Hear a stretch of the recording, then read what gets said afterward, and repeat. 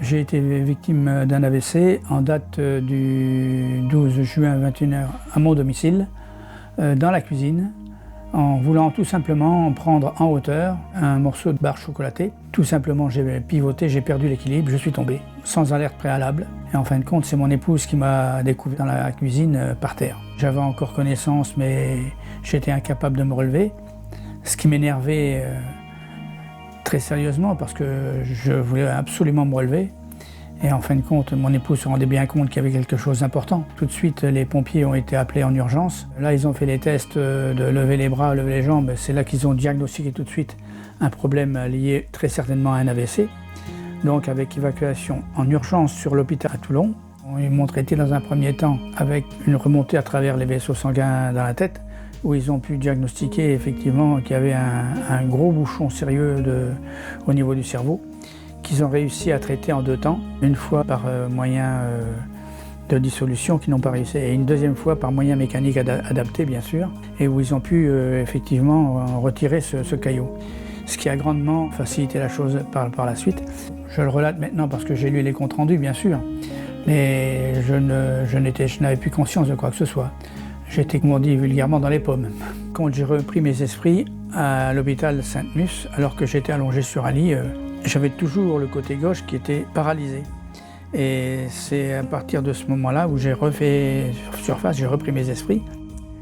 Le chirurgien nous a contactés à 3h du matin pour nous informer que l'opération s'était bien déroulée, qu'ils avaient réussi à extraire le caillot au niveau du cerveau et qu'en fin de compte, on aurait possibilité de le voir le lendemain matin à l'hôpital. Olivier a testé ses différents réflexes, l'a pincé au niveau du pied, de la jambe gauche ainsi que du bras, en demandant à Serge ce qu'il ressentait, et Serge ne ressentait rien. Nous avons tout de suite mis en place le soin. Olivier était à la tête de Serge et moi au niveau des pieds. Au bout d'un moment, quelques minutes, le pied gauche de Serge a commencé à bouger dans la paume de ma main. Et à ce moment-là, je lui ai demandé de lever la jambe. Il a levé la jambe à l'équerre. Olivier donc a suivi en lui demandant de lever les bras, et chose qu'il a faite en bougeant les mains. Au bout d'un moment, effectivement, j'ai mon côté gauche qui était tout à fait paralysé. J'ai senti d'abord la jambe, tout au moins au niveau des orteils, où les orteils ont commencé à bouger, ce qui était une très bonne chose. Ce qui m'a permis, après, dans les 2-3 jours qui ont suivi, à me lever. J'ai pu commencer à marcher, au grand étonnement du chef de service. Il me dit « Mais qu'est-ce que vous faites dans les couloirs avec un AVC ?» Je marchais pratiquement tout seul et bien droit. Il ne comprenait pas, quoi. C'était assez spectaculaire. Alors moi j'ai rigolé parce que je voyais qu'ils avaient tous la trouille que je me casse la figure. Et je n'avais pas conscience encore à ce moment-là que j'avais fait un AVC sérieux. C'est après en relisant tous les comptes rendus que j'ai pris conscience de l'importance de l'attaque que j'avais eue au niveau du cerveau. Après, Olivier m'a encore fait un soin dans la chambre où j'étais de façon à peaufiner l'ensemble et mon état général.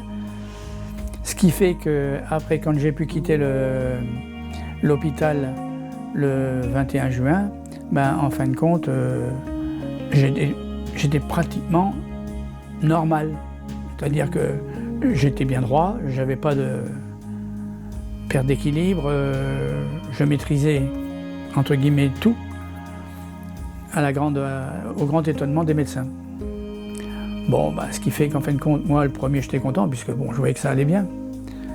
Voilà, donc après j'ai pu regagner mon domicile et puis avec des traitements complémentaires au niveau des médecins spécialisés dans le cerveau et puis tout ce qu'on appelle les liaisons des neurones pour savoir si on réfléchit normalement, si on a de bonnes réactions rapides et qu'on apprécie bien les différentes situations. J'ai même dû faire du calcul mental, des analyses de texte pour savoir si mon cerveau fonctionnait bien. On m'avait dit s'il est nécessaire, on mettra 3 ou 4 séances.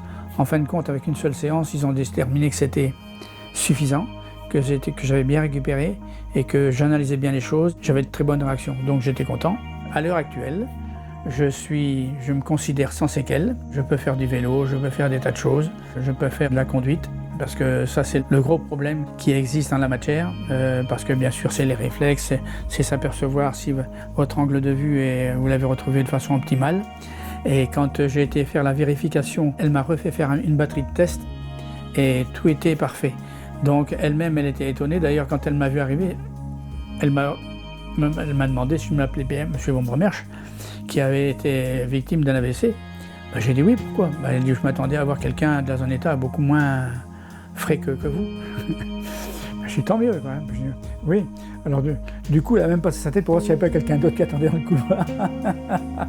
Le but de cette vidéo, c'était aussi pour vous montrer la complémentarité entre la médecine biologique et la médecine énergétique, en sachant que le chirurgien qui a fait cette intervention a fait du très très bon travail et que nous, au niveau énergétique, on a juste permis en fin de compte de relancer la machine et de faire en sorte que mon père puisse retrouver la totalité de ses capacités. Et donc de participer à son rétablissement grâce au magnétisme.